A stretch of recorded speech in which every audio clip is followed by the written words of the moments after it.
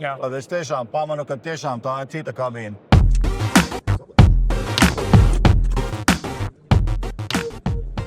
Padomā izskatās gandrīz vienādi, bet Interesanti, kā pamana augšējā apgaismojuma. Šobrīd apgaismojums ir vispār pa 360 grādiem uz riņķa.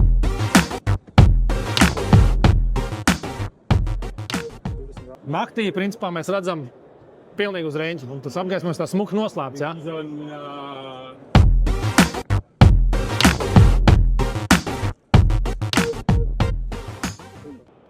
cik pircēji jau mums Latvijā ir? Šobrīd pa Latviju pārvietojas aptuveni 45-48 teratrakti. Jā. Jā. Potenciāls ir tikpat daudz uz jaunajiem. Viennozīmīgi.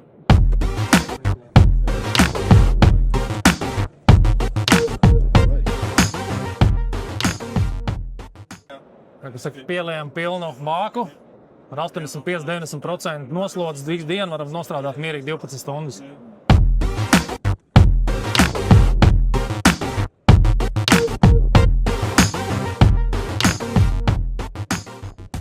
Liela kabīne, bet tieši iekāpšanas vieta. Tu pamanīsi, cik viņš ir platā iekāpšana.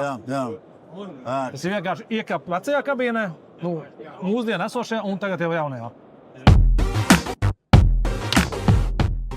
Tas ir ņemts vērā, tas ir izmainīts. Bet izstāst, ka viņš ir elektriski vadāms. Jā, viņš ir elektriski apsildāms, plus viņš ir izbīdāms elektriski uz āru un uz iekšā. Jā.